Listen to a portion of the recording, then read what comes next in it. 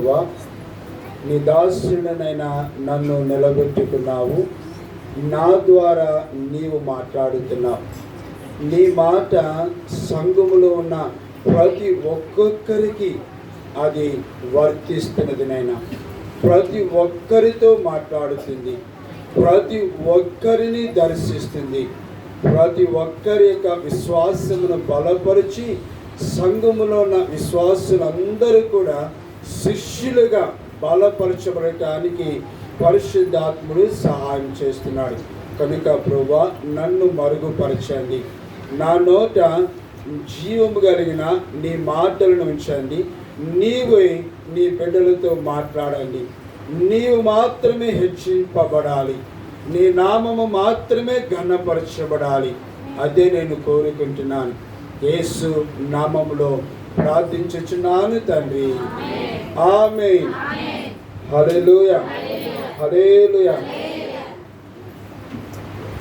ప్రభు తన సంఘము పట్ల ఉన్న గురి, ఆయన ప్రత్యక్షమైనప్పుడు ఆయన ఎదుట యోగ్యమైన సంఘముగా ఉండాలి.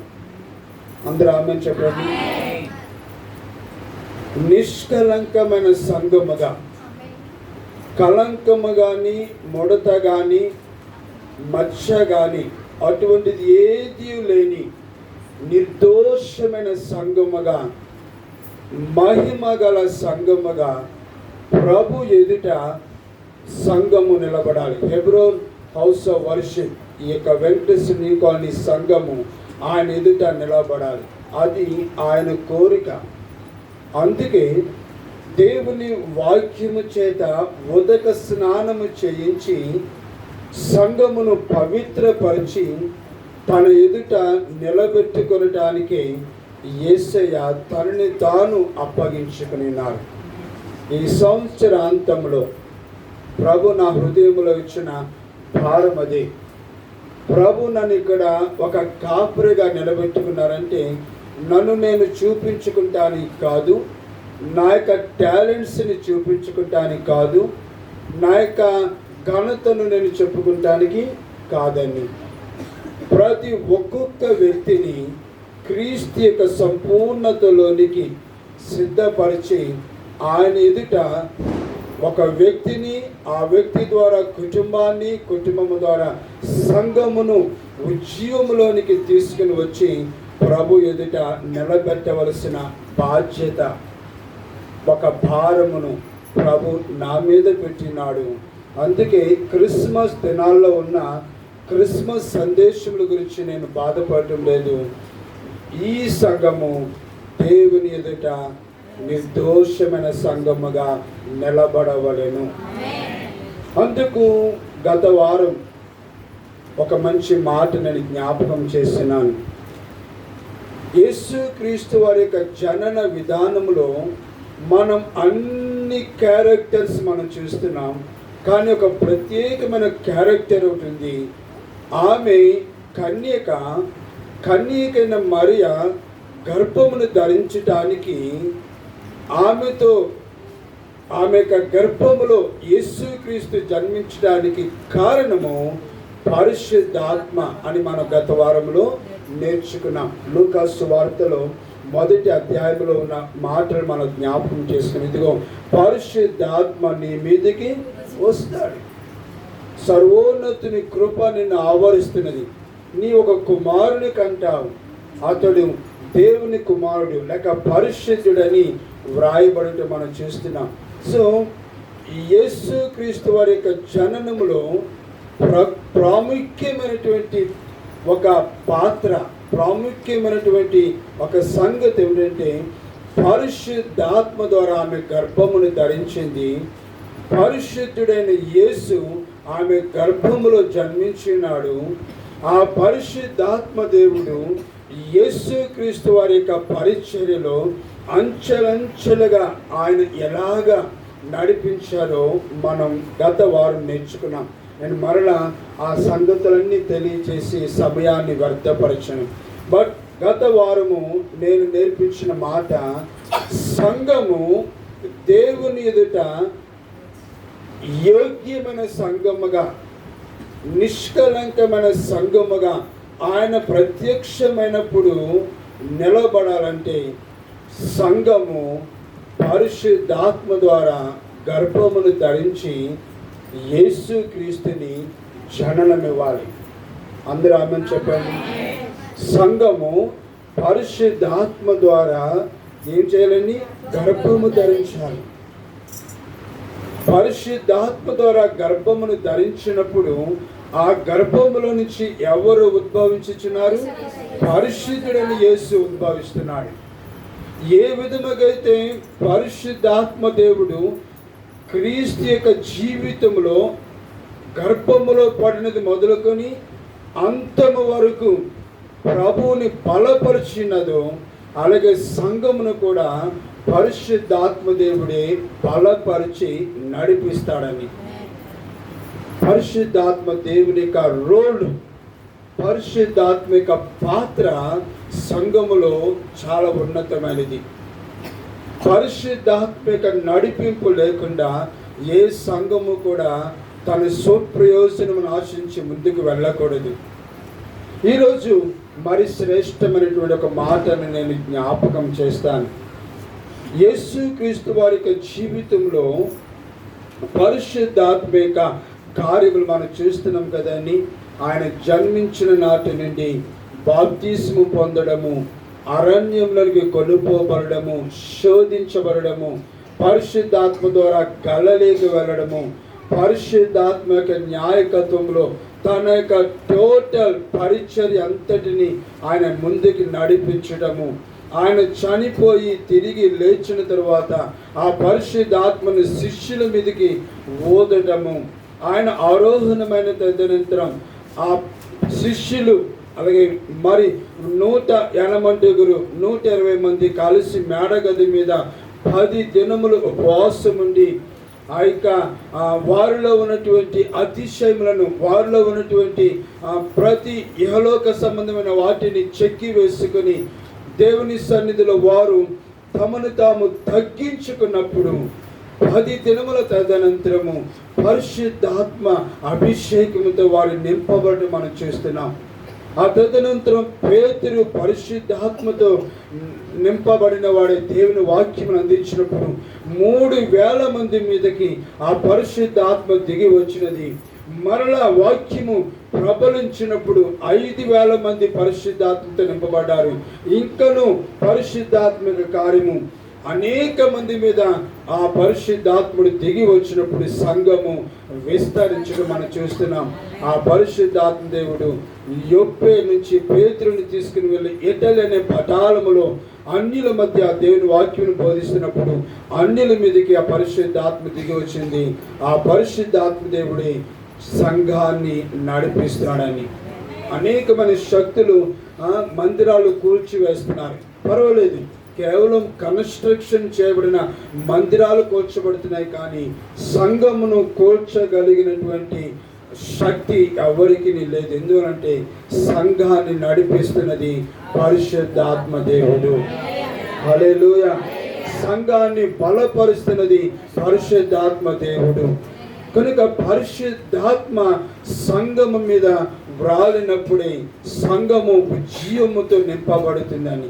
సో ఆ మంచి మాటలను జ్ఞాపకం చేసుకుంటూ నేను మళ్ళా దేవుని యొక్క వాక్యమును ధ్యానిస్తున్నాను. ఈ వారం ఏ వాక్యము ద్వారా ప్రజలను నూతనమైన మాటతో నేను నింపాలి, నూతనమైన అనుభవంతో నింపాలి అనుకున్నప్పుడు వెంటనే దేవుని యొక్క స్నేహితులరా, పరిశుద్ధాత్మ దేవుని యొక్క గొప్ప బాధ్యత చూడండి. ఒక్కసారి యేసుక్రీస్తు వారి యొక్క పర్సనల్ లైఫ్లో, యేసుక్రీస్తు వారి యొక్క వ్యక్తిగతమైన జీవితంలో పరిశుద్ధాత్మ దేవుడు ఎంత అద్భుతమైన కార్యములు చేశాడో ఈ రోజు నేను మీ ఎదుట పెట్టాలని ఆశపడుతున్నాను. దానికి ముందుగా మీరు ఒక మాటను మాత్రం మీ హృదయంలో ప్రతిష్ఠించుకోండి. యేసుక్రీస్తు పక్క మానవునిగా ఈ లోకానికి వచ్చాడే తప్ప దేవునిగా ఆయన ఈ లోకమునకు రాలేదు. ఆయన పక్క ఒక హ్యూమన్ బీయింగ్. మనము ఎలాగ ఉన్నామో శరీరముతో, ఆయన కూడా ఇదే శరీరముతో ఉన్నారు. మానవుని వలె ఆయన 33.5 సంవత్సరాలు ఈ భూమి మీద ఆయన జీవించినాడు. ఆయన గర్భము ధరించబడినది పరిశుద్ధాత్మ ద్వారా ధరించబడినాడు. ఆయన ఈ భూమి మీదకి వచ్చినాడు. కానీ జీవించినది మాత్రము మానవునిగా జీవించాడు. అదే సమయంలో ఒక గొప్ప మాట అపోస్తలుడైన పౌలు గారు రాస్తున్నారు. చూడండి, హెబ్రీయులకు రాసిన పత్రిక 2వ అధ్యాయము 18వ వచనంలో ఉన్న మొదటి మాటని. హెబ్రీయులకు రాసిన పత్రిక 2వ అధ్యాయం 18వ వచనంలో మొదటి మాట, తాను శోధింపబడి శ్రమ పొందేను.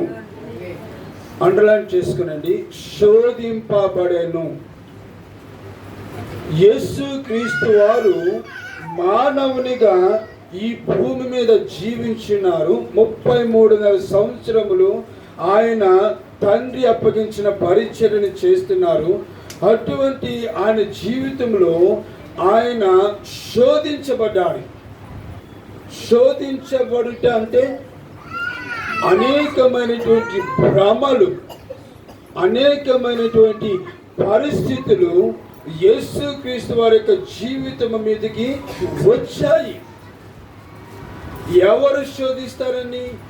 అపవాది శోధిస్తాడు. ఎవరు శోధిస్తారని? అపవాది శోధిస్తాడు. యేసు ప్రభు కాదని. కనుక ఆయన జీవించిన 33.5 సంవత్సరములు కూడా అపవాది చేత ఆయన అనేక విధములుగా శోధించబడ్డాడు. అలాగే శ్రమ కూడా అనుభవించి ఉన్నారని. మరి ఒక మంచి శ్రేష్టమైన మాట చూపిస్తాను. 4వ అధ్యాయములో, హెబ్రీయులకు రాసిన పత్రిక 4వ అధ్యాయము 15వ వచనములో ఉన్న 2వ మాటని అండర్లైన్ చేసుకునండి. సమస్త విషయములలోనూ, వెరీ కేర్ఫుల్ అండ్ జాగ్రత్తగా మీరు అర్థం చేసుకోండి. సమస్త విషయములలోనూ మన వలనే శోధింపబడెను.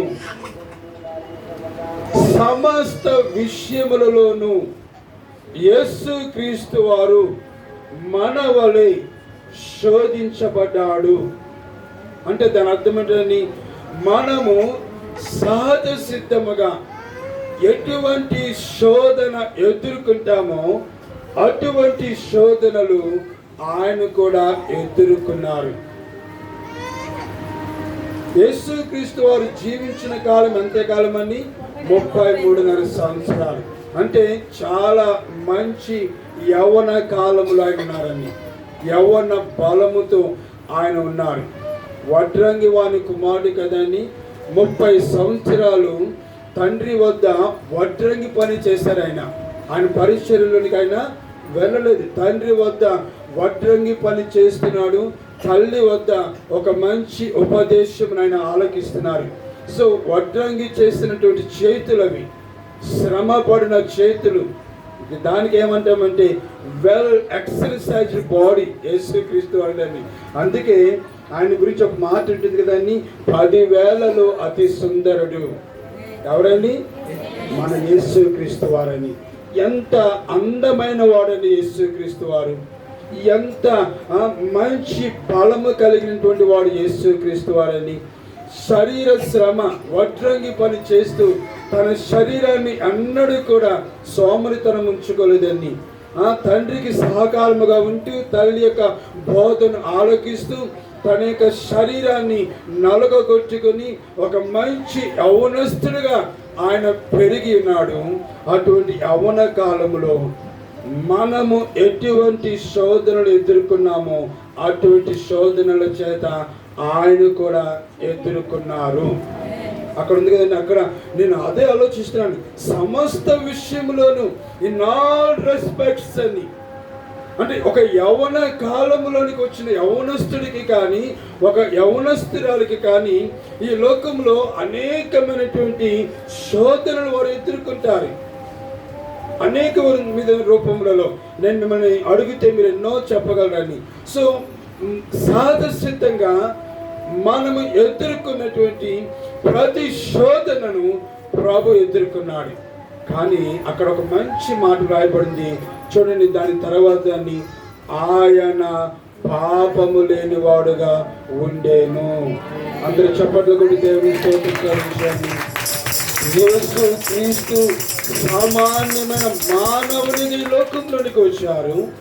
మానవునిగా తండ్రి చిత్తమును నెరవేర్చటానికి ఆయన దేవుని యొక్క పనిని పూనుకున్నాడు. యవన కాలంలో ఉన్నాడు. మన వలననే సమస్త విషయములలో ఆయన శోధనలు ఎదుర్కొన్నాడు, శ్రమ అనుభవించాడు. కానీ శోధన బట్టి పాపములో పడిపోలేదు. ఎంతగా శోధించబడిన పాపము లేనివాడుగా ఆయన ఉన్నారండి. దేవునికి స్తోత్రం కలుగును గాక. హల్లెలూయా, హల్లెలూయా, హల్లెలూయా. దేవుని యొక్క స్నేహితులారా, ఎలాగ సాధ్యమైందని ఈ రోజుల్లో మన యవ్వన బిడ్డలు ఎంతగా మన భయభక్తులతో నేర్పించిన, తల్లిదండ్రులు ఎంతగా బోధించిన, ఈనాటి యవ్వనస్తులు శోధనలో పడిపోతున్నారని, వెరీ సింపుల్గా శోధనలో వారు చిక్కుకుపోతున్నారు. ఎటువంటి శోధనలు అవన్నీ నేను ఇక నొక్కి వక్కాని చెప్పక్కర్లేదని, ఎవరికి వాళ్ళకే తెలుసు అని. శోధన కలుగుతుంది, శోధనలో వారు పడిపోతున్నారు. చివరికి ఆ శోధన నుంచి వారు పాపములో చిక్కుకుపోతున్నారని. శ్రమలు కలుగుతున్నవి, శ్రమలలో కృంగిపోతున్నారు, శ్రమలలో నలిగిపోతున్నారు. చివరికి విశ్వాసంలో జారిపోయి శ్రమలను తట్టుకోలేక వారు వ్యసనములకు బానిసలయ్యి పాపంలో పడిపోతున్నారు. నేటి సమాజంలో మనం ఖచ్చితంగా ఇది చూస్తున్నామని. శోధన కలుగుతుంది, శోధనలో పడిపోతున్నారు, పాపములో చిక్కుకుపోతున్నారు. దేవుడిచ్చిన మహిమను వారు పోగొట్టుకుంటున్నారని. శ్రమలు కలుగుతున్నవి, నలిగిపోతున్నారు, కృంగిపోతున్నారు. శ్రమలలో దేవుని మీద నిందలు వేస్తున్నారు. చివరికి వ్యసనాలకి బానిసలైపోతున్నారు, పాపములో పడిపోతున్నారు. దేవుని యొక్క మహిమ నుండి దూరం అయిపోతున్నారు. చివరికి వారి జీవితంలో కీడును కొని తెచ్చుకుంటున్నారని. కానీ ప్రభువైన యేసు క్రీస్తు వారి గురించిన ఈ మంచి మాట నా హృదయంలో నేను తాకి ఈరోజు ఇదే అంశాన్ని మీకు తెలియజేస్తున్నాను. మన వలె ఆయన కూడా శోధనలు ఎదుర్కొన్నాడు. బట్ ఏ స్థితిలో కూడా, ఏ సమయంలో కూడా ఆయన శోధనలో పడిపోలేదు. దేవునికి స్తోత్రం కలిగింది కాదు. ఏ సమయంలో కూడా పాపమునకు ఆయన బానిస కాలేదు, పాపం ఆయనకి అంటుకోలేదు, పాపము ఆయనను బంధించి ఉంచలేకపోయింది. పాపము లేనివాడుగా ఉండేను అని ఇక్కడ వాక్యం ఉందని ఎలాగ సాధ్యమైంది? అది ఈరోజు నా యొక్క వాక్యం అని. మనము మానవులమే, యేసు మానవుడే. మనము శోధనలు ఎదుర్కొంటున్నాం, యేసు శోధనలు ఎదుర్కొన్నాడు. కానీ మనము శోధనలో పడిపోయి పాపములో ఇరుక్కుపోతున్నాం. కానీ యేసు శోధనలో పడకుండా దాని నుంచి విడిపించబడి పాపము లేనివాడుగా తన జీవితాన్ని పవిత్రమైనదిగా, పరిశుద్ధమైనదిగా కాపాడుకున్నాడు. తన ఘటమును ఆయన పరిశుద్ధంగా కాపాడుకున్నాడు. ఎలాగది సాధ్యమైంది? అది మనం ఈరోజు నేర్చుకొని పోతున్నాం. క్లుప్తంగా ఆయన ఎదుర్కొన్న కొన్ని శోధనలు నేను దేవుని యొక్క వాక్యంలో ధ్యానించుకున్న కొన్ని మాటలను జ్ఞాపకం చేస్తాను.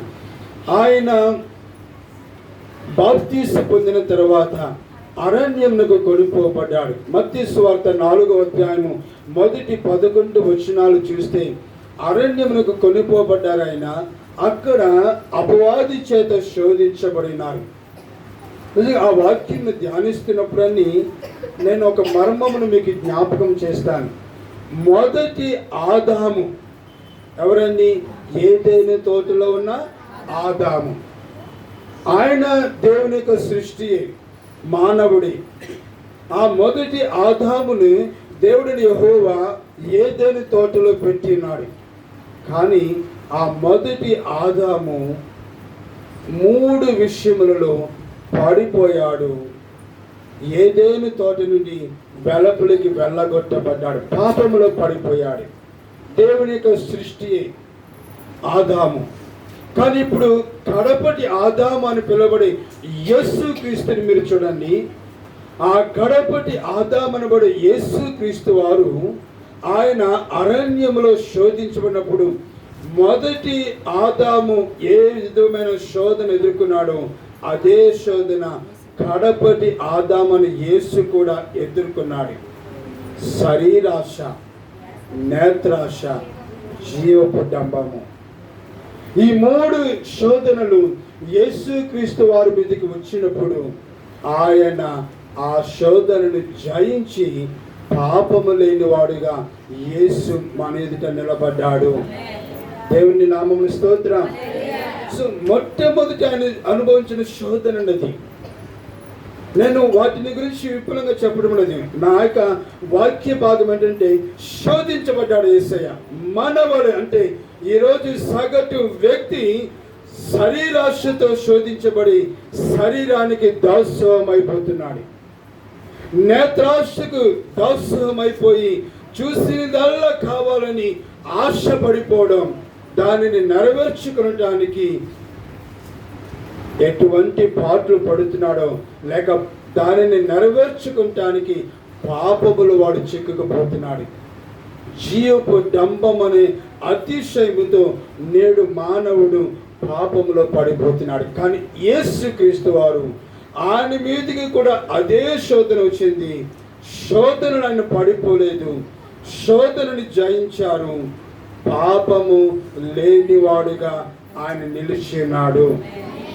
మరి ఒక శోధనని ఎదుర్కొన్నారని యోహాను సువార్త 6వ అధ్యాయము 15వ వచనంలో మనం చూసినప్పుడు, యోహాను సువార్త 6వ అధ్యాయము 15వ వచనంలో మనం చూసినప్పుడు అక్కడ ఉన్నటువంటి మాట ఒకరు ఎవరైనా తీసుకుని వాళ్ళు చదవగలరా? యోహాను సువార్త 6వ అధ్యాయము 15వ వచనంలో ఉన్న మాటను నేను మీ కొరకు చదువుతున్నాను, చూడండి. రాజుగా చేయుటకు వారు వచ్చి తన్ను బలవంతముగా పట్టుకొనబోచున్నారని యేసు ఎరిగి ఉన్నారు. దాని ముందు భాగం మనం చూస్తే యేసుక్రీస్తు వరకు అద్భుతమైన కార్యం చేశారు.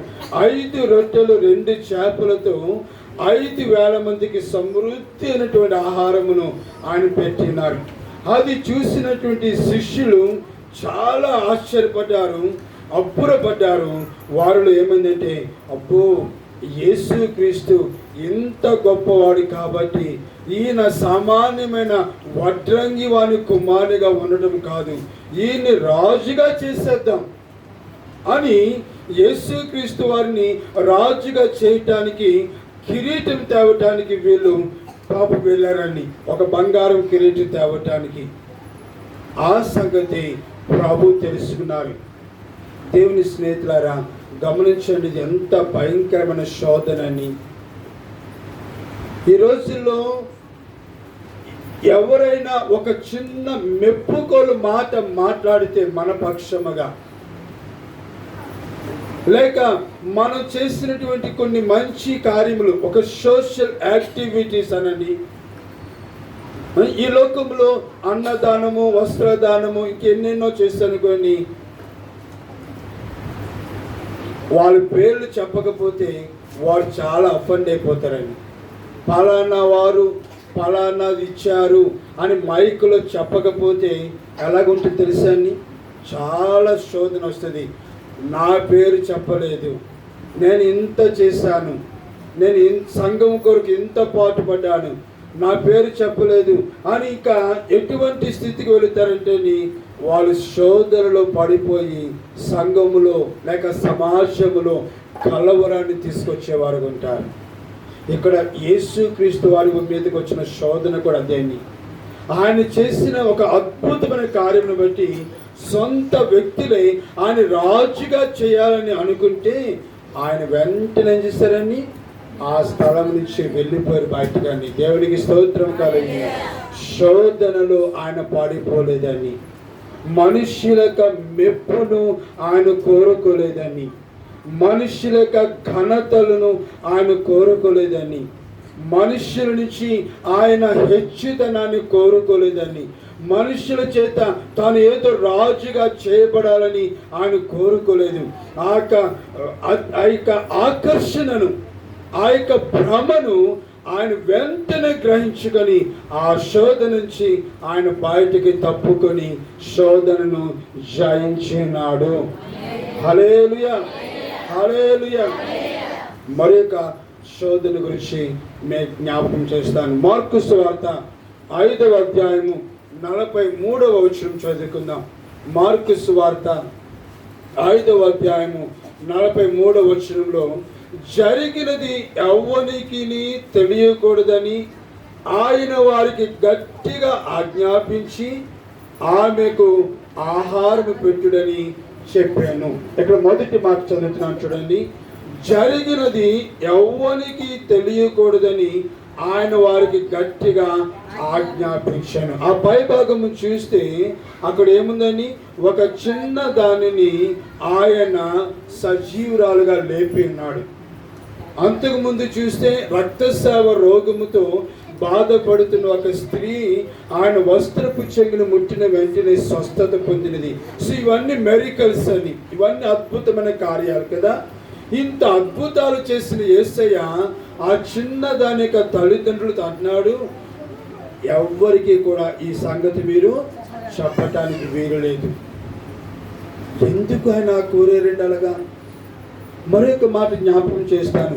7వ అధ్యాయంకి రండి. 7వ అధ్యాయము 36వ వచనం కూడా చూడండి. 7వ అధ్యాయం 36వ వచనం. అప్పుడు ఆయన ఇది ఎవరితోనూ చెప్పవద్దని వారికి ఆజ్ఞాపించెను. ఇక్కడ కూడా ఆయన ఒక స్వస్థత చేస్తున్నారు. చెవుడు గల నత్తివాడు ఒక ఆయనని ఆయన వద్దకు తీసుకుని వచ్చినప్పుడు అతనిని ఆయన స్వస్థపరిచారు. వాడి చెవులలో తన వ్రేళ్లు పెట్టారు, ఉమ్మి వేసి వారి నాలుక ముట్టి ఎఫ్ఫాతా అని వానితో చెప్పినప్పుడు అతడి చెవులు తెరవబడ్డాయి. అతని నాలుక నరము సడలినది, తేటగా మాట్లాడుచున్నాడు. ఎంత అద్భుతమైనది అసలు! ఆ అద్భుతము చేస్తున్నప్పుడు అని మన ప్రభుని గురించి మనం ఎంతో సంతోషిస్తాం. కానీ ప్రభు ఏమన్నారంటే, నో నో, ఎవరికి కూడా ఈ సంగతి మీరు చెప్పవద్దు అని వారికి ఆజ్ఞాపించడు. వాయ్ ఎందుకు తెలుసా అని దేవుని యొక్క ప్రియస్తులు చాలా జాగ్రత్తగా మీరు ఆలకించాలి. ఈ వాక్య ధ్యానం నేను ధ్యానిస్తున్నప్పుడు ఆయన తన మీదికి రాబోయే ఒక శోధనను ఆయన ఊహించాడని. ఏమిటి ఆ శోధన అంటే, అద్భుతములు జరిగాయి.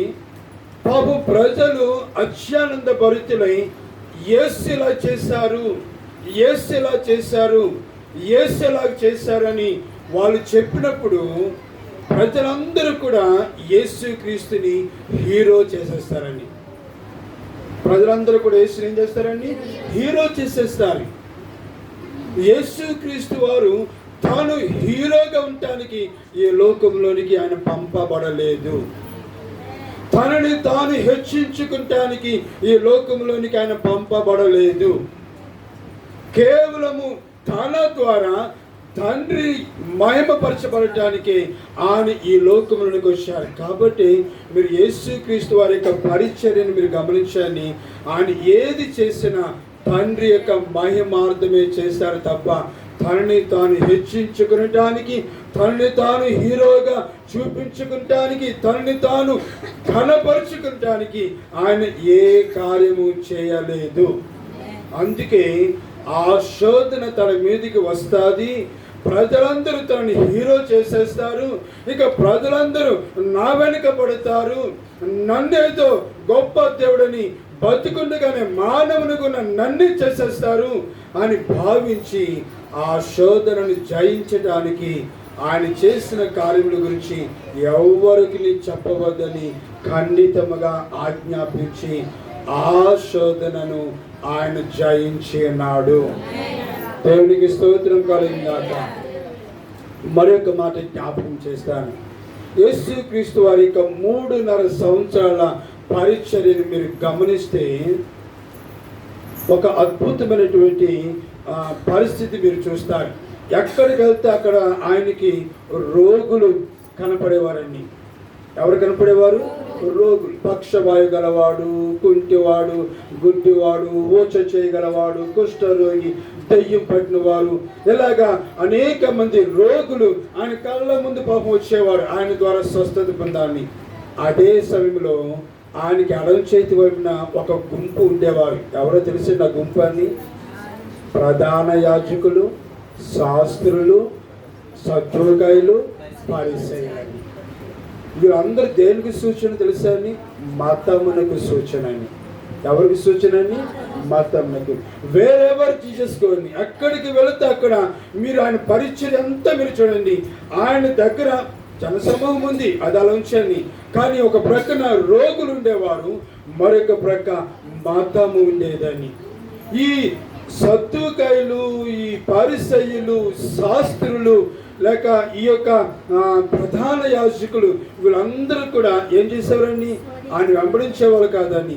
ఎక్కడ ఈయన దొరుకుతాడా, ఎక్కడ ఈయన పట్టుకుందామా, ఎలాగ ఈయన పట్టుకుందామా అని వాళ్ళు విమర్శనాత్మకంగా ఆయన్ని శోధించడానికి ఆయనని వెనకాలే ఉండేవారని.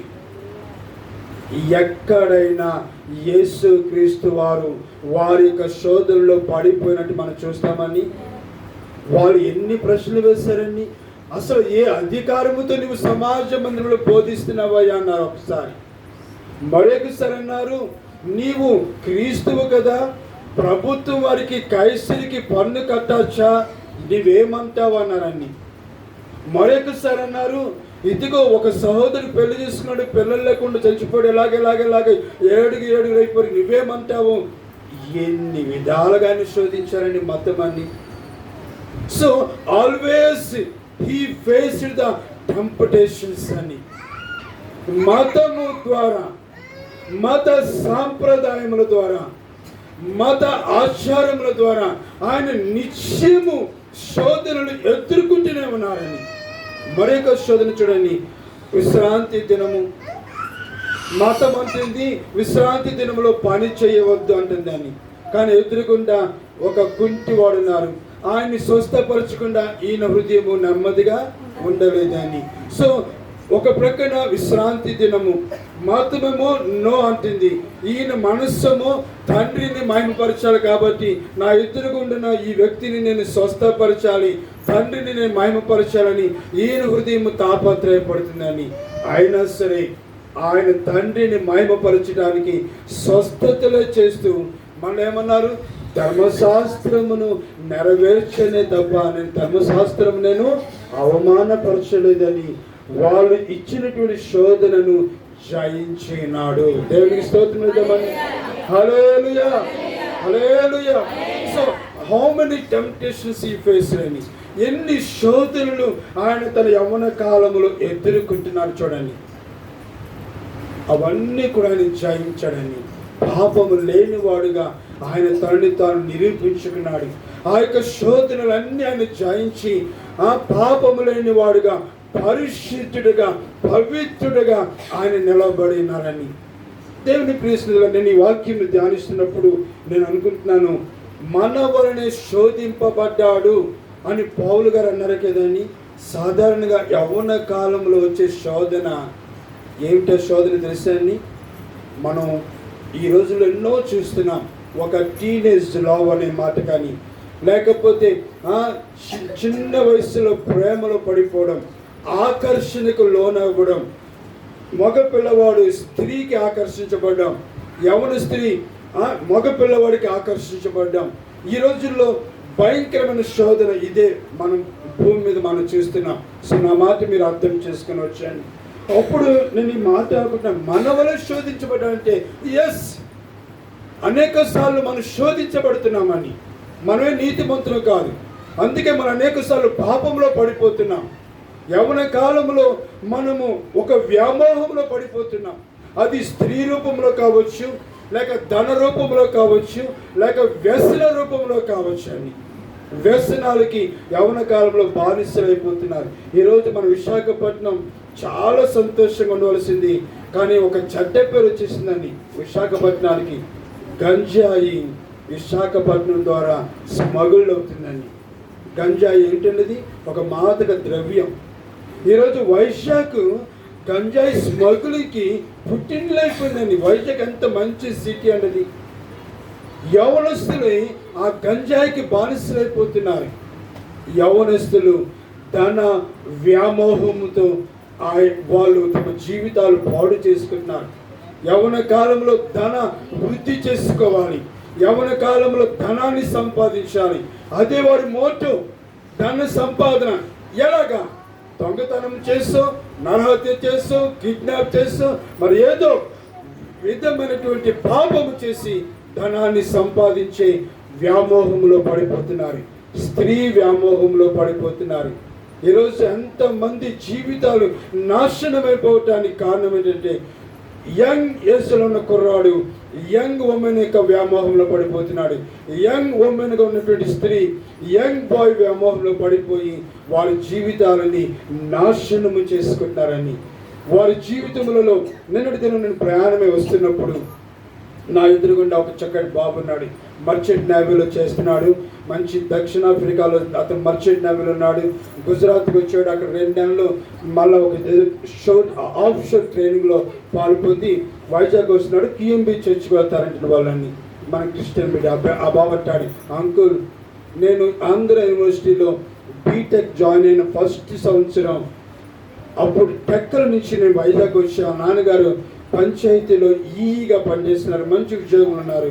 వాళ్ళ మదర్ హౌస్ వైఫ్.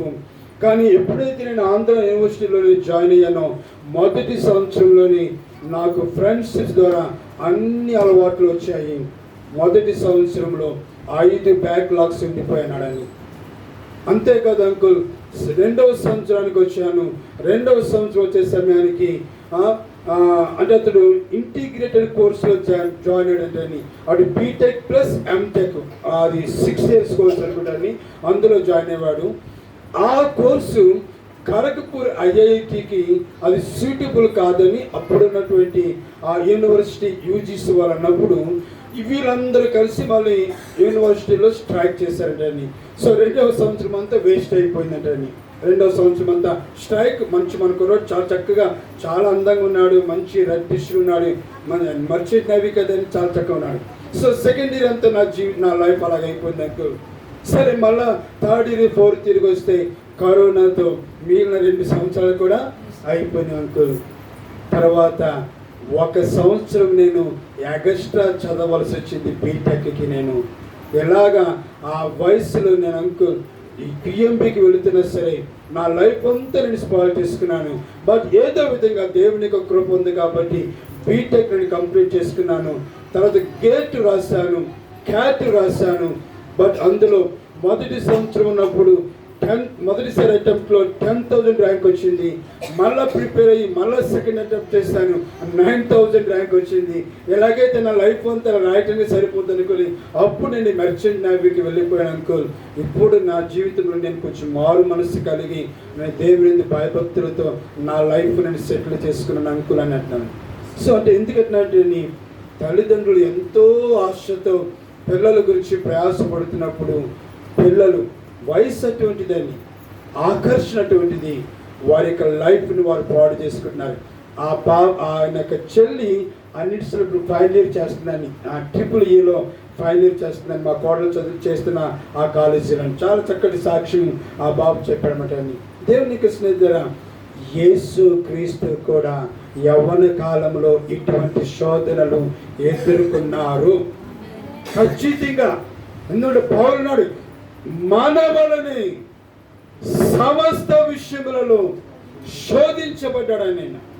ఆ వాక్యంలో ధ్యానించుకుంటూ ఉంటే అప్పుడు నేను అంటే నా మనసులోని తలంపని, నేనేమి కాంట్రవర్సీ చెప్పడం లేదు, దయచేసి ఇది రికార్డు కూడా అవుతుంది కాబట్టి నేను తప్పుడు బోధ చేయనని. కానీ నా మనసులో అనుకున్నాను, నిజమే యేసయ్య ఒక రోజున ఆ బావి దగ్గర కూర్చున్నారు, యవ్వన కాలంలో ఉన్నారండి, అలసిపోయిన ముఖములుంది. ఆ సమయంలో ఒక స్త్రీ వచ్చింది.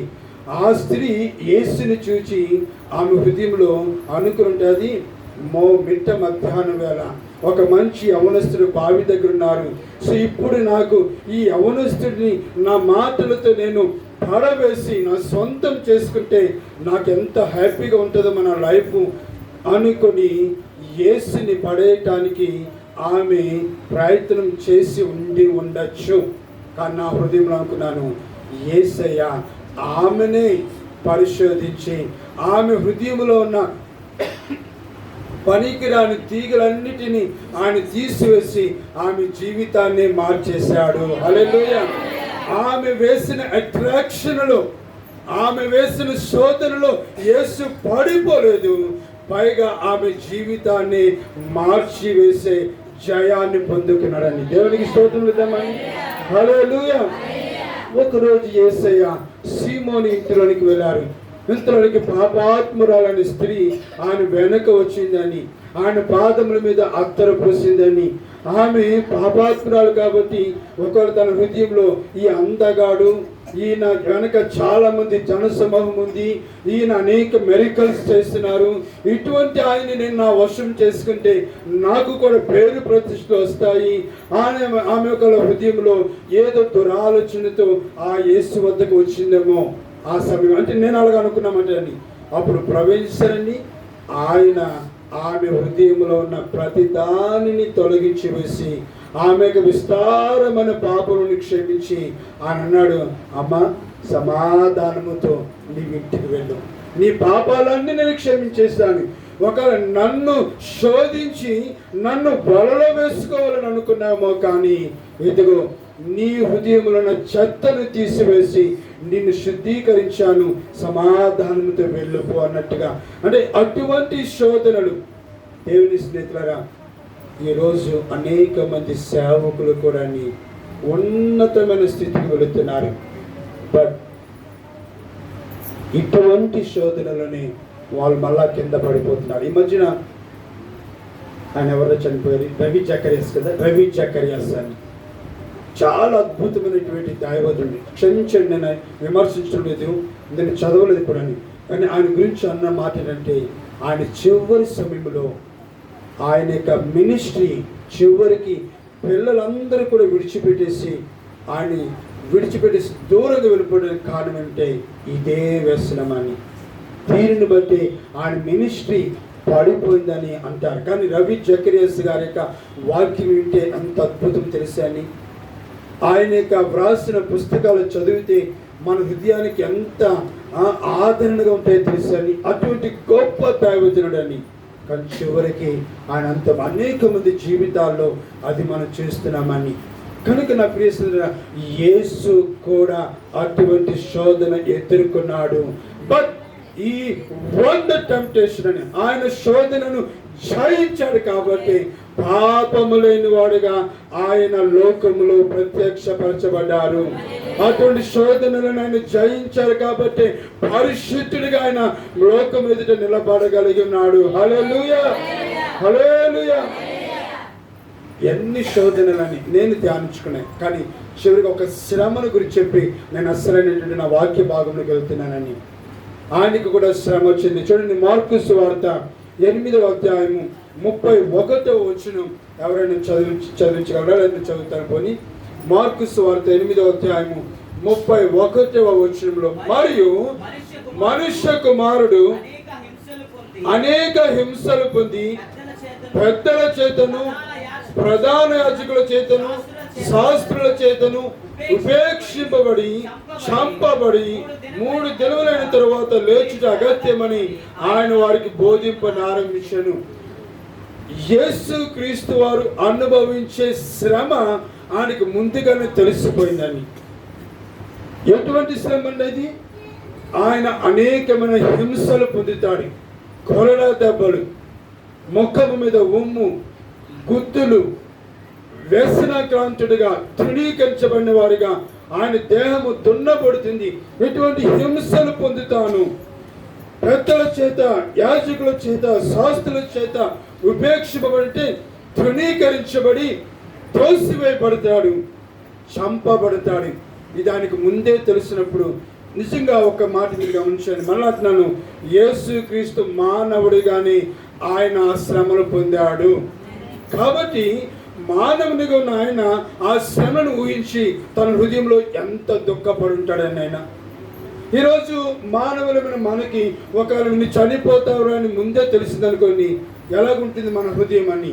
ఎంత అంగలారుస్తామని, ఎంతగా బాధపడిపోతాము, ఎంత టెన్షన్ పడిపోతాము, ఎంత భయపడిపోతాము. ఎందుకంటే డాక్టర్లు ముందే చెప్పేస్తారు చనిపోతావని. యేసుక్రీస్తు వారు కూడా ఎలాగ చనిపోతారో, ఆయన మరణముల గురించిన సంగతులన్నీ తండ్రి ద్వారా ముందుగానే ఆయనకి తెలిసినప్పుడు, ఆయన మానవుడిగా ఈ లోకంలో జన్మించాడు కాబట్టి, మానవుడిగా ఎదుగుతున్నాడు కాబట్టి, మానవునిగా ఆయన జీవిస్తున్నాడు కాబట్టి, ఆ శిలువ శ్రమ ఆయన కళ్ళ ముందు కనబడుతున్నప్పుడు ఆయన ఏం చేసి తెలుసండి, గజ్జ గజ్జ గజ్జ గజ్జ వణికిపోయాడండి. ఎందుకు ఈ మాట అంటున్నానంటే నేను తర్వాత మీకు చూపిస్తాను. ఆయన భయపడిపోయాడు. ఆయన చాలా టెన్షన్ పడ్డాడు. ఆయన ఎంత టెన్షన్ అంటే ఆ శ్రమలు తట్టుకోవటానికి, ఆయన సిద్ధపడటానికి తన చెమట రక్త బిందువులుగా మారినంతగా hypertension, super hypertension అని ఆయన అనుభవించాడని. అంత శ్రమ ఆయన అనుభవించిన సరే చివరికి ఏమైందండి, శ్రమలో సిలువని ఎక్కటానికే ఆయన సిద్ధపడ్డాడు తప్ప పారిపోలేదు. అందరూ దేవుని స్తోత్రించారు. సిలువ ఎక్కటానికే హీ అగ్రీడ్. అంత తప్పించి పారిపోవటానికి, దాక్కుంటానికి ఆయన ఏ ప్రయత్నం చేయలేదండి. నా ప్రేక్షకులు, ఇప్పుడు అసలైన సంగతికి వస్తున్నాను. ఎలాగా ఆయన శోధనలు జయించగలిగాడు. ఇన్ని శోధనలు జయించడానికి ఆయనలో ఏమైనా మర్మము దాగి ఉందా? ఇన్ని శోధనలు జయించడానికి ఆయన ఏమైనా దైవ స్వరూపుడిగా ఈ భూమి మీద ఆయన జీవిస్తున్నాడా? నో, ఆయన దైవ స్వరూపుడిగా ఈ భూమి మీద ఆయన జీవించలేదు. ఆయనలో ఏ విధమైన మంత్రాలు తంత్రాలు లేవు. ఆయనలో ఏ విధమైనటువంటి ఇంద్రజాలాలు లేవండి, కనికట్టు లేదండి. ఆయన ఏదో అతీతమైనటువంటి చూడండి, మనం నేర్చుకుంటాం. కొంతమంది ఋషులు హిమాలయాలకు వెళ్ళి వాళ్ళు తపస్సు చేసి ఏదో వారు శక్తిని పొందుకున్నారని అంటారు. అలాగా మన యేసయ్య అటువంటి శక్తిని పొందుకోలేదు, అటువంటి తపస్సులు ఆయన చేయాల. 30 సంవత్సరాల వరకు తల్లిదండ్రుల చాటున పెరిగాడని, 30 సంవత్సరాలు వచ్చేంత వరకు తల్లి మాటకు విధేయత చూపించి తండ్రికి సహకారంగా నేను ఉన్నాడు తప్ప ఆయన ఎక్కడికి వెళ్ళిపోలేదని. ఆయన ఆ 3.5 సంవత్సరాలు ఇన్ని శోధనలు ఎదుర్కొన్నాడు, కానీ అన్ని జయించాడు.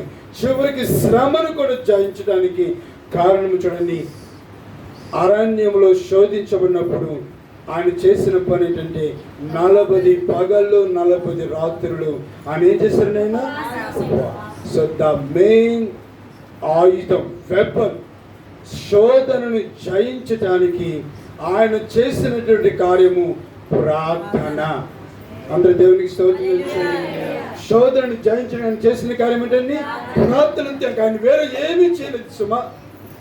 ఇప్పుడు అందరు శిష్యులు వచ్చి యేసుక్రీస్తుని రాజుగా చేయాలని ఆయనకి ఆ కిరీటాన్ని తేబోతుంటే యేసు దగ్గరికి వెళ్ళిపోయాడు. అక్కడికి వెళ్ళిపోయాడండి, ఒంటరిగా కొండకు వెళ్ళాడని. ఆ 15 వచ్చిన మీరు చూడండి, ఒంటరిగా ఎందుకు కొండకు వెళ్ళాడైనా? ఆయన దాక్కుంటాను కదని ఆ కొండ మీద రాత్రంతా కూడా తండ్రికి ప్రార్థన చేయడానికి వెళ్ళాడు.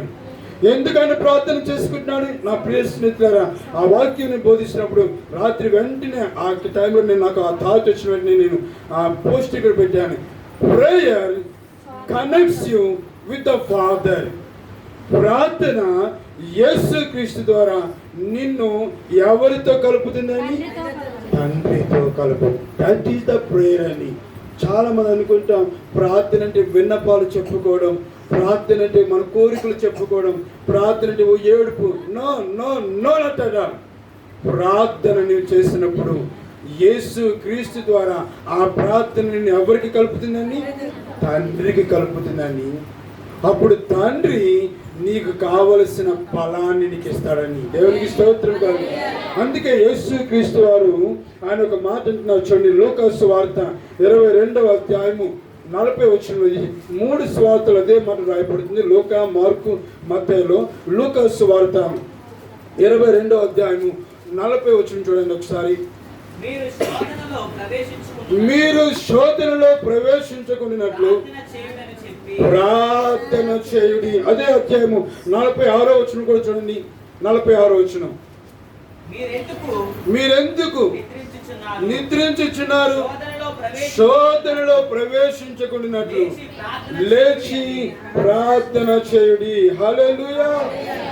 దేవుని కృష్ణ ప్రభు అంటున్నారు, శోధనలో మనం పడిపోకుండా, శోధన వచ్చినప్పుడు పాపములో పడిపోకుండా ఉండటం కొరకు అనేమనంటే డూ ద ప్రేయర్, ప్రార్థన చేసుకోండి.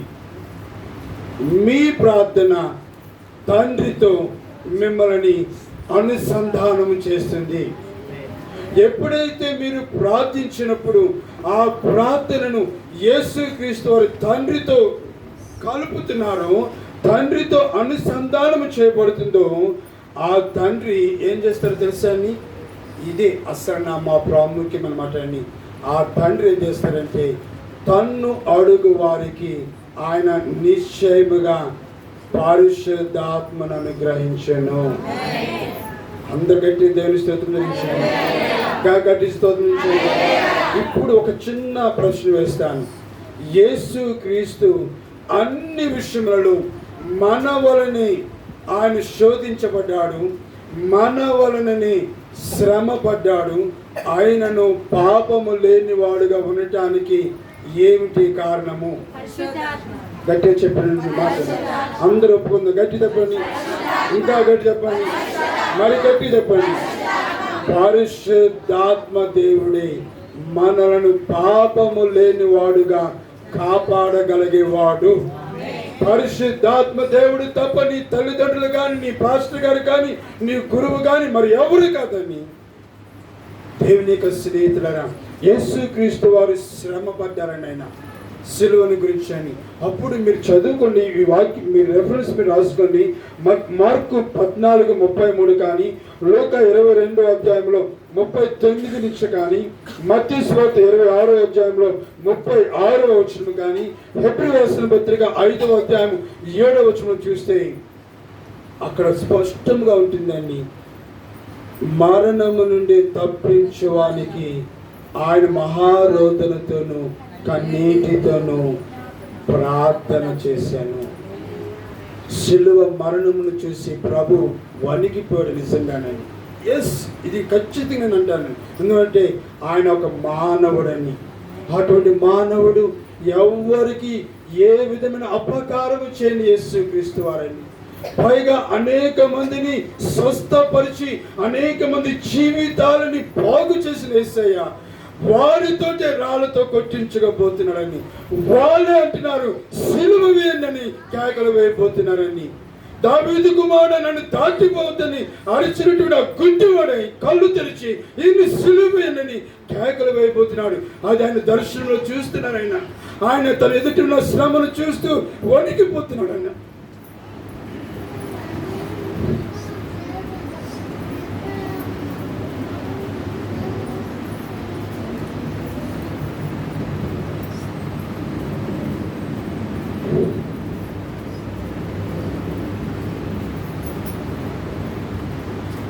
మెచ్చుకున్న వాళ్ళే ఆయన మీద రాళ్ళు రూపొతుంటాయి. ఏ మానవుడు సహించుకోగలడండి? ఏ మానవుడు తట్టుకోగలడు దాన్ని? ఆయన చేత స్వస్థత పొందిన కుష్ఠరోగి ఆయన సిలువ వేయండి, సిలువ వేయండి, మాకు బర్నబాను విడుదల చేయని కేకలు వేయబోతున్నాను. ఆయనని స్వస్థపరిచయం చూసిన సైనికులే ఆయన మీద ముఖము మీద ముమ్ము వేసి నిన్ను గుర్తినవాడు ఎవడో చెప్పు అంటానికి వాళ్ళు సంసిద్ధపడ్డారు.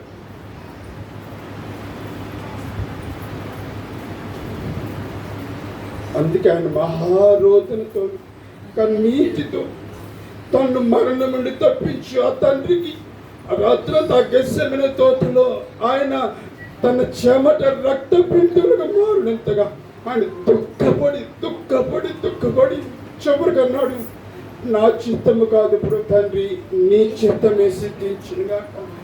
నేను I'm ready to claim the cross. నేను సిలువ ఎక్కడానికి నేను సిద్ధంగా ఉన్నాను.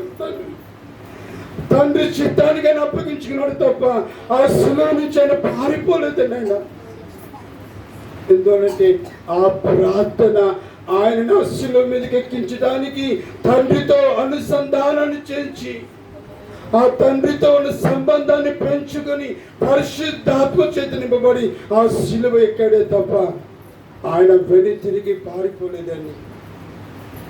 దేవుని యొక్క ప్రేయస్సులారా, అటువంటి ఆ పరిశుద్ధాత్మక శక్తి ద్వారానే యేసు క్రీస్తు వారు తాను జీవించినంత కాలము కూడా పరిశుద్ధంగా జీవించాడనైనా, తాను జీవించినంత కాలము తన పరిశుద్ధతని కాపాడుకున్నాడని, మానవునిగా పుట్టాడు, మానవునిగా పెరిగాడు, మానవునిగా శోధించబడ్డాడు, మానవునిగా మనం ఎదుర్కొనే అన్ని విషయాలను ఎదుర్కొన్నాడు. కానీ పరిశుద్ధాత్మ ద్వారా అన్నిటిని జయించి పరిశుద్ధుడిగా తండ్రి కుడి పార్శ్వమున ఆయన కూర్చుండి ఉన్నారండి. ఈరోజు నా హృదయంలో ఆశ ఒకటండి, సంఘము పరిశుద్ధాత్మ కొరకు దేవుని సన్నిధిలో కనిపెట్టాలని. పరిశుద్ధాత్మిక అభిషేకము లేకుండా, పరిశుద్ధాత్మిక నింపుదల లేకుండా సంఘము దేవుని ఎదుట నిర్దోషమైన సంఘముగా నిలవజాలదు. ఎన్ని కార్యక్రమాలు చేసుకోండి, ఎన్ని కార్యక్రమాలు చేయొచ్చు అని, మంచి సంఘం అని లోకంతో మనం మెప్పు పొందొచ్చు అని, but unless the filled with the holy spirit church will not stand before the God అని. దేవుని ఎదుట నిలబడడం అనేది అసాధ్యమని. అందుకే ప్రతిరోజు కూడా మధ్యాహ్నం పూట 1 గంటకి ఈ పరిశుద్ధాత్మ కొరకే ప్రార్థన చేయిస్తున్నాను నేను. ఎందుకంటే ప్రేస్తున్నదా, పరిశుద్ధాత్మ మన మీదకి వచ్చినప్పుడే మనలో ఉజ్జీవం అనేది వస్తుందని, మనలో ఉజ్జీవం వస్తుందని. ఆ ఉజ్జీవం వచ్చినప్పుడు ఎంత అద్భుతమైన కార్యాలు జరుగుతాయో. రాత్రి నేను ఆ వాక్యాలు ధ్యానిస్తున్నప్పుడు వెంటనే నా హృదయంలో వాటిని నేను నా యొక్క పాస్టర్స్ పోస్టింగ్లో పెట్టేస్తున్నా. చూడండి ఒక్కసారి అది నేను మీకు చదువుతాను. పరిశుద్ధాత్మ చేత మనం నింపబడినప్పుడు, పరిశుద్ధాత్మ చేత మనం ఉజ్జీంపబడినప్పుడు, పరిశుద్ధాత్మ ద్వారా మనము ఈ యొక్క కార్యములు చేస్తున్నప్పుడు అని ఏ విధమైనటువంటి కార్యములు జరుగుతాయో ఇక్కడ రాయబడుతుందని. ఏమిటంటే నా ప్రశ్నగా, ఈవెన్ రాబర్ట్స్ అనేటువంటి యవనస్తుడు 26 సంవత్సరాల వయసులో వేల్స్ నగరము కొరకు ఆయన కన్నీరు కారుస్తూ నా వేల్స్ నగరములో విజయం రావాలని ప్రార్థన చేస్తున్నాడు. అందుకు ఆయన ఆ బలిపీఠాన్ని సిద్ధపరుచుకున్నాడు. ఆ బలిపీఠం మీద కట్టెను పేర్చుకున్నాడు. తనే ఒక బలిపీఠుగా మొక్కలుగా చేయబడ్డాడు. ఆ బలిపీఠం చుట్టూ నీళ్ళతో నింపి అని అంటాడు, అగ్ని కొరకు నేను కనిపెడుతున్నాను అన్నాడు. అగ్ని కొరకు నేను కనిపెడుతున్నాను అన్నాడు. 13 సంవత్సరాల ప్రార్థన చేశారని ఆయన. 13 సంవత్సరాల తర్వాత ఆయన చేసినటువంటి ప్రార్థనకు ఫలితముగా వేల్స్ నగరం అంతా కూడా గొప్ప ఉద్యమం వచ్చిందని. వేల్స్ నగరం అంతటి మీద పరిశుద్ధాత్మ దేవుడు దిగి వచ్చినప్పుడు వేల్స్ నగరం అంతా కూడా ఉద్యమంతో నిండిపోతే ఏమైందో తెలుసా అని చూడండి. ఎవరైనా ఇంగ్లీష్లో పెట్టి చదివినట్లయితే వారికి అర్థమవుతుంది. ఏ రోజైతే ఆయన ద్వారా వేల్స్ నగరం అంతా కూడా ఉద్యమంతో నింపబడిందో, పరిశుద్ధాత్మతో నింపబడిందో, పొలిటికల్ మీటింగ్స్ అన్నీ కూడా క్యాన్సిల్ అయిపోయిందంటండి. దేవునికి స్తోత్రం. రాజకీయ సభలు అన్నీ క్యాన్సిల్ అయిపోయిందంటే రాజకీయములో స్పష్టత, రాజకీయములో పవిత్రత, రాజకీయములో నిర్దోషత్వమే కనబడుతుంది. ఎందువల్ల పరిశుద్ధాత్మ దేవుడు వారిని కాల్చివేశాడని. పరిశుద్ధాత్మ దేవుడు వారిని మండించి రాజకీయాల్లో ఉన్నటువంటి స్వార్థాన్ని మండించి వేసి ఆ మీటింగ్స్ పోస్ట్ పోయిన క్యాన్సిల్ అయిపోయినట్టు. కానీ స్వచ్ఛమైనటువంటి రాజకీయం వచ్చింది. తర్వాత ఈయన ఉద్యమంతో వాక్యమును బోధిస్తున్నప్పుడు ఈవెన్ రాబర్ట్స్ అనేటువంటి ఆయన ఫుట్బాల్ మైదానాలన్నీ కూడా ఖాళీ అయిపోయినట్టని. ఎవరు ఫుట్బాల్ చూడటానికి వెళ్తారా? అక్కడ ఫుట్బాల్ ఒక పెద్ద వ్యసనం అని. కానీ అన్ని గ్రౌండ్స్ ఖాళీగా ఉన్నాయి. ఏమిటి ఖాళీగా ఉన్నాయి? వాళ్ళందరూ ఏమైపోయారు? ఫ్యాన్స్ అందరూ ఏమైపోయారంటే ఇవాన్ రాబర్ట్స్ దేవుని వాక్యం అందిస్తున్నారు. ఉద్యమం తగ్గ ఆయన మండిపోతున్నారు. ఆ ఉద్యమం కొరకు వీళ్ళందరూ అక్కడ పరిగెత్తుకెళ్ళిపోయారండి. దేవునికి స్తోత్రం. హల్లెలూయా. థియేటర్స్ ప్రేక్షకులు లేక మూతలు పడ్డాయండి. దేవునికి స్తోత్రం. సినిమా థియేటర్స్ ఎవరు ఇంకా వెళ్ళట్లేదండి. ఎందుకు వెళ్ళట్లేదు? ఇదిగో ఇవాన్ రాబర్ట్స్ ద్వారా ఉద్యమం వచ్చింది. ఇవాన్ రాబర్ట్స్ వాక్యము మాలో మంట రేపి మాలో చెత్తను కాల్చి వస్తుంది. కనుక సినిమా కాదు మేము వెళ్ళవలసింది, రాబర్ట్స్ దగ్గరికి వెళ్ళి అక్కడ మేము వాక్యం వింటామని అక్కడికి వారు పరిగెత్తిపోయారని. అంతేకాదండి, gambling and alcohol business last the trade అని, జూదము లేక సారాయి దుకాణములు, వీటికి ఏ విధమైన ఇన్కమ్ లేక ఆ వ్యాపారాలన్నీ మూతపడిపోయినాయి. ఎందుకంటే ఆ ఉద్యమము సారాయి తాగుతున్న వారిని, జూదం ఆడుతున్న వారిని మండించి వాళ్ళలో ఉన్న ఆ వ్యసనాలని కాల్చివేసి ఇవాన్ రాబర్ట్స్ దగ్గరికి వెళ్ళి ఆ ఉద్యమంలో వారు కాలిపోతున్నారు. ఆ షాపులన్నీ కూడా మూతపడిపోయినవన్నీ, డినామినేషనల్ భేదములన్నీ తొలగిపోయి అందరూ దేవుని ఆత్మ చేత నింపబడుతున్నారు. దేవునికి స్తోత్రం కలుగుగాక. అంతేకాదు, బార్స్ అన్నీ కూడా మూయబడ్డాయని బార్స్ అండ్ రెస్టారెంట్స్ అని. ఇంకా గొప్ప బాధ్యత ఏంటంటే అప్పుడుకున్నటువంటి వేశ్యలు, ఆ నగరంలో వేశ్యలు అందరూ కూడా వాళ్ళు తమ వేశ్య వృత్తిని విడిచిపెట్టేసి బైబుల్ స్టడీస్కి వెళ్ళిపోతున్నారంటే వాళ్ళని చెప్పలు కూడా ఎంత గొప్ప విషయం అండి. ఆ యొక్క వేశ్యను వారి వేశ్య వృత్తిని విడిచిపెట్టి బైబిల్ స్టడీకి వెళ్ళిపోతున్నారని అక్కడ వర్షం వచ్చిందని. అంతేకాదండి, ఇంకా మరొక గొప్ప బాధ్యత ఏంటంటే ఈ తాగుబోతులు, ఈ జోదగాళ్ళు వారికి వచ్చిన ఇన్కమ్ అంతా కూడా వాళ్ళు ఖర్చు పెడుతుంటే కుటుంబాలు అలాగుంటే చాలా తక్కువతుంటాయి. ఇప్పుడు వాళ్ళందరూ వెలిగించబడి వాళ్ళు తమకు వచ్చినటువంటి మనీ, తమకు వచ్చిన శాలరీ, తమకు వచ్చిన ఇన్కమ్ని ఇళ్లలోకి చేస్తున్నారంటే దేవునికి స్తోత్రం కలుగును. ఇక జోదానికి లేదండి, వాళ్ళు వ్యసనాలకి బానిసలు అయిపోవట్లేదు, ఆల్కహాల్కి బానిసలు అయిపోలేదు. వారికి వచ్చిన జీతం తీసుకెళ్ళి ఇంట్లో ఇస్తుంటే ఇప్పుడు ఇల్లు ఎలా ఉందండి, గట్టిగా ఎలా ఉందని ఇల్లండి సంతోషంతో. ఈ మాట నా మాట కదండి, నేను పెట్టిన దాంట్లో ఇంగ్లీష్ చదివిన వాళ్ళు చిన్న వాళ్ళు చదివించుకోండి, మీరు చదవండి. ఇల్లులన్నీ కూడా ఇక్కడ రాయబడిందండి. Became a great joy and support to their families అని. కుటుంబాలన్నీ సంతోషిస్తూ వాళ్ళందరికీ కూడా తాగుబోతులు, జోదగాళ్ళు వీళ్ళందరూ కూడా కుటుంబాలకి సపోర్ట్గా ఉన్నారంటే. ఇక చివరిది ఇంకొక మాట చెప్తానండి, ఏమి తెలిసిందండి, people began to pay their long standing debts అని. అంటే క్రైస్తవులు వాళ్ళు చేసిన అప్పులన్నీ తీర్చేసుకున్నారంటే. దేవునికి స్తోత్రం కలుగుదామని. పరిశుద్ధాత్మ ద్వారా మనము మండిపోయి, పరిశుద్ధాత్మ ద్వారా నడిపించబడి, పరిశుద్ధాత్మ ద్వారా మన జీవితాలని పరిశుద్ధంగా కాపాడుకున్నప్పుడు నో మోర్ డెబ్ట్స్ అని, అనగా అప్పులు అనేవి ఉండవు, అప్పులు తీర్చివేయబడుతున్నవి. ఇవన్నీ కూడా అబద్ధాలు కాసుమా. ఆ యొక్క వేల్స్ నగరాన్ని ఉజ్జీవపరిచిన ఇవాన్ రాబర్ట్స్ అనేటువంటి ఆయన జీవితంలో జరిగిన అద్భుతాలని ఆయన రోడ్డు మీద ఆగి వాక్యం చెప్తుంటే రోడ్డు మీద ప్రజలు ఇలా కూర్చుండిపోయి వినేవారంటే వాళ్ళని. అంత అద్భుతమైన రివైవలిస్టిక్ ఇవాన్ రాబర్ట్స్ అని. ఆయనకి అంత రివైవలిస్ట్గా పేరు పొందడానికి కారణము ఆయన దేనితో నింపబడ్డాడు, దేనితో కాల్చబడ్డాడు, దేనితో మండి ఉన్నాడు, దేని చేత ఆయన కాల్చబడ్డాడు. పరిశుద్ధాత్మానికి ఎలాగొచ్చిందని ప్రార్థన ద్వారా. ఈరోజు సంఘం కూడా ప్రార్థన ద్వారా పరిశుద్ధాత్మను పొందుకుంటే సంఘములో కూడా రివైవల్ ఉద్యమం అనేది వస్తుందని నమ్మిన వారు మోకరించి, ఎస్ ప్రభువా, నేను, నా కుటుంబం, నా సంఘం ప్రార్థనలో బలపరచబడాలి.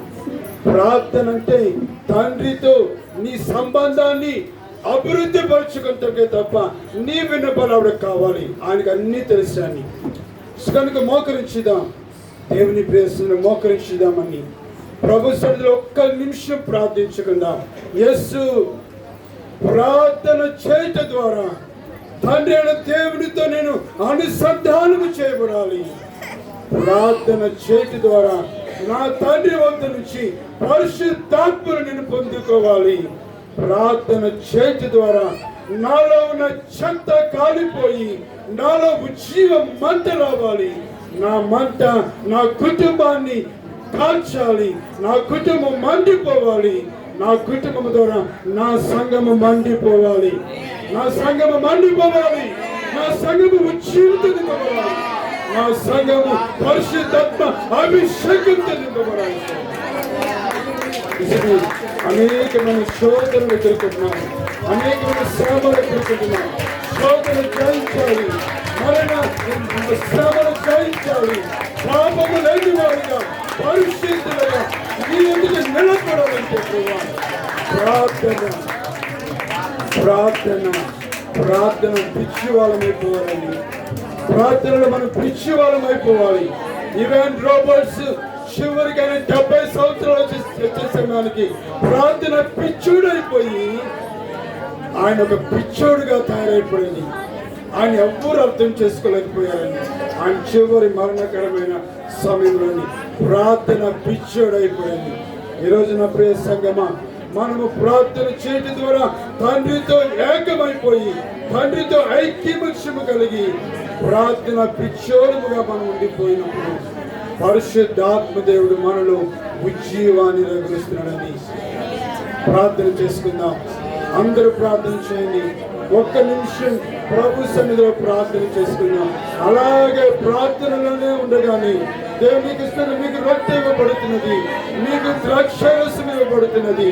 మీరు ప్రార్థన చేస్తూ పరిశుద్ధాత్మ దేవా నా మీదకి దిగిరమ్మయ్యా, పరిశుద్ధాత్మదేవ నా మీదకి దిగిరమ్మని మనం ప్రార్థన చేసుకుంటూ మన దేవుని సన్నిధిలో కనిపెట్టుకుంటూ రొట్టెను భుజించుదాం. ఆయనకి ద్రాక్షారసం తీసుకుందాం. దేవుని సన్నిధిలో మనం అప్పగించుకొని సంఘములో ఉజ్జీవము, సంఘములో ఉజ్జీవము, సంఘములో ఉజ్జీవము, సంఘములో కదలిక, ఎండిన ఎముకలలో కదలిక రావాలి. ఎండిన ఎముకల మీదకి జీవాత్మతికి రావాలి. ఎండిన ఎముకలు ప్రతికి మహాసైన్యంగా ఉజ్జీవింపబడాలి.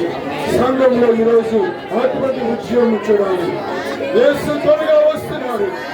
సంఘము ఆయన నిర్దోషమైన సంఘముగా కనబడటానికి పరిశుద్ధాత్మ చేత మనము నడిపించబడాలి.